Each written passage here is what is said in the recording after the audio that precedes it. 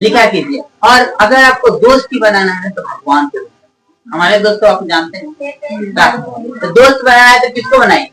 भगवान को बनाइए। कभी आपको धोखा समझाएंगे, हमेशा आपका साथ है, वो कभी आपसे कुछ मांगेंगे ही नहीं।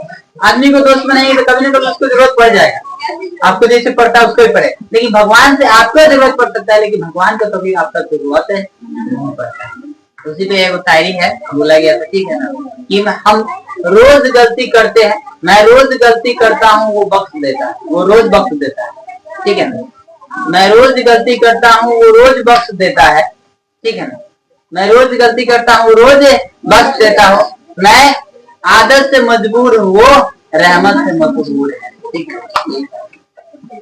भगवान के लिए था, ठीक है ना। उसलिए किसी पे भरोसा भरोसा मत कीजिए, लिखिए और भगवान को क्या बनाइए अपना, क्या बनाइए, अब आगे बढ़े, हो जाए।